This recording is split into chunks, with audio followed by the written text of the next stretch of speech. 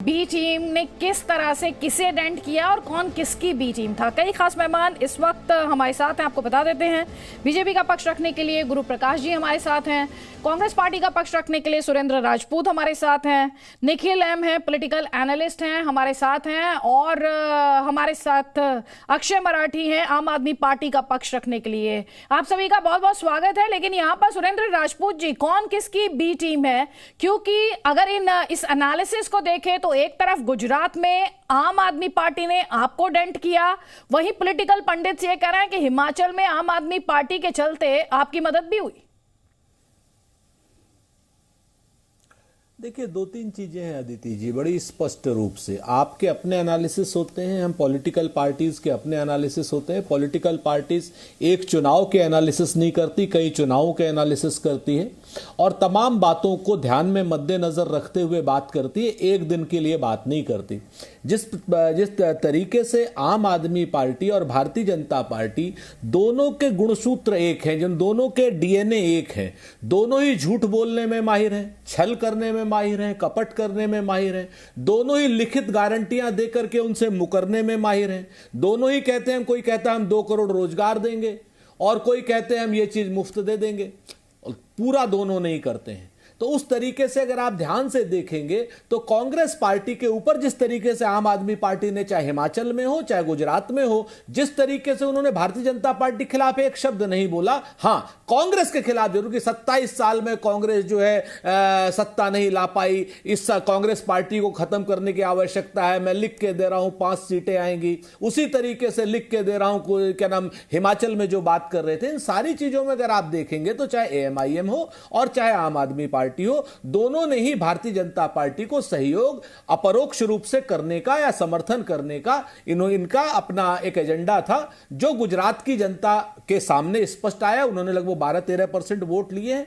वहां पे हम कई जगहों पे बहुत अच्छा भी लड़ते, लेकिन मैं इस बात से ये कतई नहीं मैं कह रहा हूं कि हमारी गुजरात की हार उनकी वजह से या किसी और उससे हुई। गुजरात में हम हारे हैं, विनम्रता पूर्वक स्वीकार करते हैं, भारतीय जनता पार्टी को भी बधाई देते हैं। लेकिन भारतीय जनता पार्टी की बी टीम के रूप में आम आदमी पार्टी ने भी काम किया और भारतीय जनता पार्टी की बी टीम के रूप में एएमआईएम ने भी काम किया। इसका एक और प्रमाण दे देता हूं कि भारतीय जनता पार्टी के मजबूत उम्मीदवारों के सामने क्या नाम है, आम आदमी पार्टी ने अपने उम्मीदवार भी विड्रॉ किए, काफी बड़ी संख्या में गुजरात में विड्रॉ किए। तो ये सारी चीजें दिखाई देती हैं। आप आरोप लगा रहे हैं आम आदमी पार्टी पर, लेकिन पलटकर आपके जो विरोधी हैं वो ये भी तो सवाल उठाते हैं कि आम आदमी पार्टी को सत्ता का सुख तक पहुंचाने तक आपकी पार्टी का क्या रोल नहीं रहा? दिल्ली में आपकी पार्टी का तब भी तो रोल रहा था। बिल्कुल रहा, और लिखा पड़ी हुई उसमें तो बाकायदा आपको चिट्ठी लिखी गई थी। सुनिए, मैं सहमत हूं। मैं तो कहता हूं कि इतिहास में हमने गलतियां की हैं, वो कमियां जो की हैं इतिहास में, उन सारी कमियों का ही तो खामियाजा हम भुगत रहे हैं। हम तो स्वीकार करते हैं ये हमारी कमी थी, हमारी कमजोरी थी, गलती थी। हम दिल्ली की जनता से भी क्षमा मांगते हैं, हम अपनी पार्टी के बॉसेस से भी क्षमा मांगते हैं। ठीक है, जल्दी से कमेंट गुरु प्रकाश जी मैं आपका चाहती हूँ। यहाँ पर ये कह रहे हैं कि आम आदमी पार्टी आपकी बी टीम है, जिसका आप कांग्रेस के खिलाफ इस्तेमाल करते हैं। देखिए इतनी चीज छोटी सी बात है, कबीर का एक दोहा है, बुरा जो देखन में चला बुरा न मिलिया कोई। समस्या यही है कि आप आज भी आत्ममंथन करने को तैयार नहीं है, आप आज भी आत्मनिरीक्षण करने को तैयार नहीं है। गुजरात में दुर्गति हो गई है आपकी। आप देखिए 27 वर्षों के बाद भी क्या रिकॉर्ड आशीर्वाद भारतीय जनता पार्टी को मिला है। 152 में से 156 ये गुजरात की स्थापना के बाद से अब तक का एक रिकॉर्ड स्थापित हुआ है, और अभी भी आप आत्मनिरीक्षण करने को तैयार नहीं है। अदिति जी, हम अटल बिहारी जी के संस्कार वाले लोग हैं, उनके परंपरा वाले लोग हैं, और उनका एक ध्येय वाक्य मुझे आज भी याद आता है, हम विजयी हुए हैं, हम में विनम्रता है, पराजय में आत्ममंथन होना चाहिए। निश्चित रूप से गुजरात की जनता ने हमें विजयी बनाया है, हम विनम्रतापूर्वक स्वीकार करते हैं। लेकिन हिमाचल में जहां हमें कुछ आत्ममंथन करने की आवश्यकता है, आत्मनिरीक्षण करने की आवश्यकता है, हम निश्चित रूप से करने वाले हैं। लेकिन जो रिवाज बदलने की हम बात कर रहे हैं, वो रिवाज क्या है? पॉलिटिक्स में 14 के बाद जो एक आमूलचूल बुनियादी परिवर्तन आया है, परफॉर्मेंस की बात। प्रो इनकम्बेंसी हम तो पहले जानते ही नहीं थे क्या होता है। प्रो इनकम्बेंसी भी 5 साल, 10 साल, 27 साल रहने के बाद भी उस सरकार को दोबारा जनादेश मिल रहा है। ये न्यू पॉलिटिकल टेक्टोनिक शिफ्ट है, जिसका हम सबको स्वागत करना चाहिए। हाँ, first past the post system है, first past the post system के कारण हिमाचल में कुछ हुआ है। ठीक, यहाँ पर हम अपने दर्शकों को सुनवाना चाहते हैं। प्राइम मिनिस्टर नरेंद्र मोदी थोड़ी देर पहले बीजेपी हेडक्वार्टर्स में उन्होंने पार्टी वर्कर्स को संबोधित किया है, सुनिए। मैं हिमाचल की जनता को आश्वस्त करता हूं कि भाजपा भले ही 1% से पीछे रह गई, लेकिन विकास के लिए हमारी प्रतिबद्धता 100% रहेगी।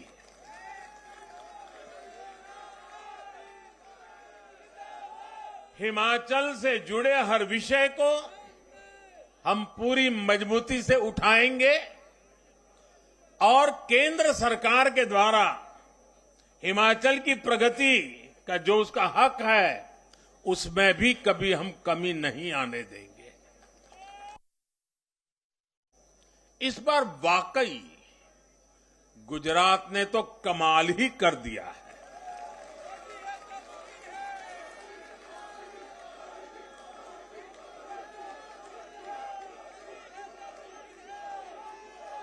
मैं नड्डा जी सहित सभी भाजपा कार्यकर्ताओं को बधाई देता हूं और विशेष रूप से मैं गुजरात की जनता को भी नमन करता हूं। चुनावों के दौरान मैंने गुजरात के भाई बहनों और युवाओं से कहा था कि इस बार नरेंद्र का रिकॉर्ड टूटना चाहिए, और मैंने वादा किया था कि भूपेंद्र नरेंद्र का रिकॉर्ड तोड़े, इसलिए नरेंद्र जी जान से मेहनत करेगा।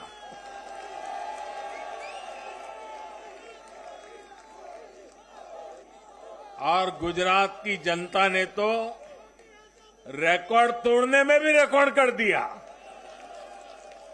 उसने गुजरात की स्थापना से लेकर के अब तक सारे रिकॉर्ड तोड़ दिए।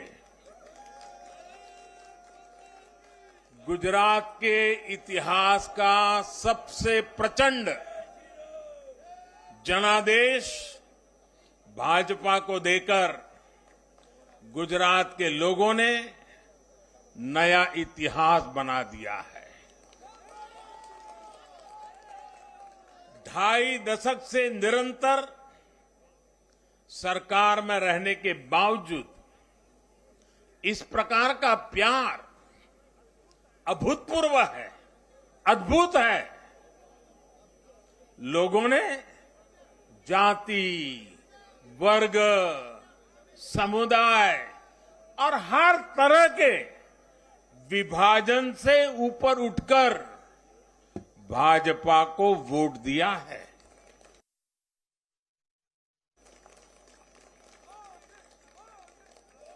भारतीय जनता पार्टी गुजरात के हर घर का हिस्सा है, गुजरात के हर परिवार का हिस्सा है।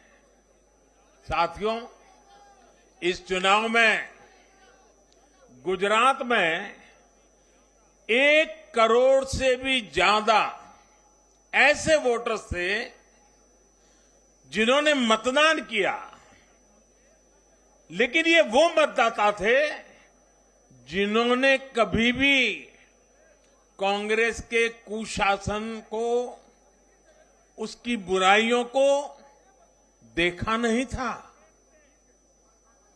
वे फ्रेश थे, उन्होंने सिर्फ भाजपा की ही सरकार को देखा था।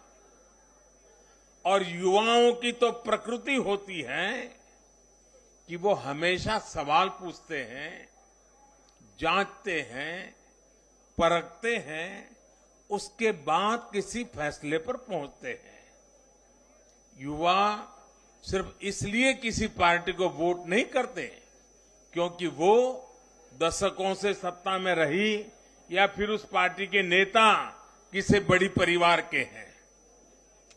युवा तभी वोट देते हैं जब उन्हें भरोसा होता है, जब उन्हें सरकार का काम प्रत्यक्ष नजर आता है।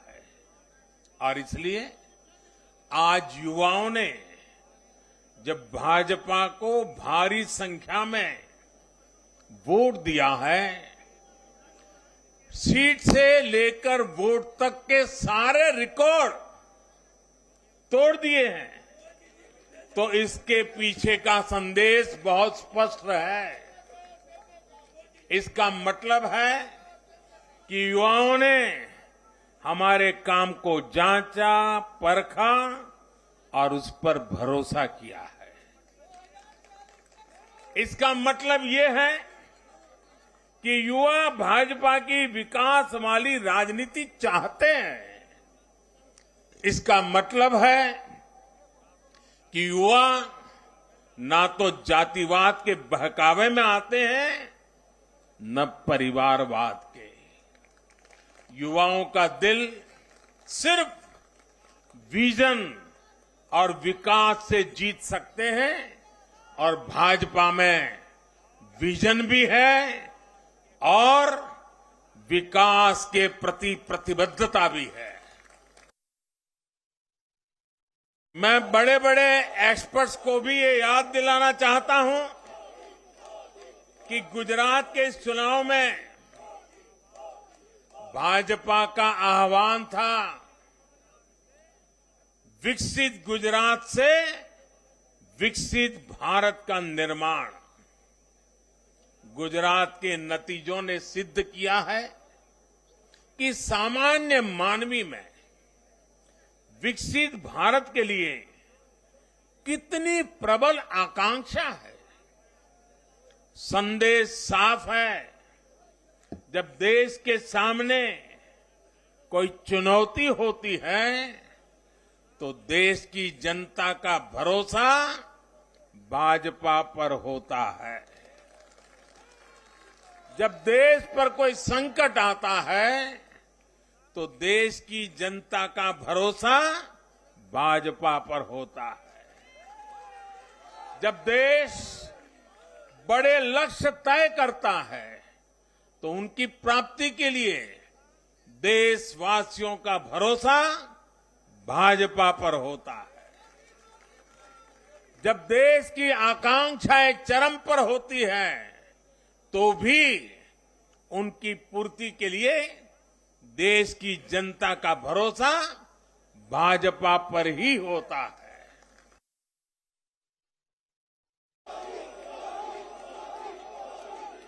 भाजपा का बढ़ता जन समर्थन ये दिखाता है कि परिवारवाद और भ्रष्टाचार के खिलाफ जन आक्रोश लगातार बढ़ रहा है। और मैं इस बात को स्वस्थ लोकतंत्र के लिए एक शुभ संकेत के रूप में देखता हूं। तो यहां पर प्रधानमंत्री मोदी थोड़ी देर पहले उन्होंने बीजेपी के वर्कर्स को संबोधित किया और साथ ही प्रधानमंत्री द्वारा जो गुजरात की ऐतिहासिक जीत पर ट्वीट किया गया उसमें भी उन्होंने सारा क्रेडिट बीजेपी के कार्यकर्ताओं को दिया। उन्हें एक एक कार्यकर्ता को उन्होंने चैंपियन बताया।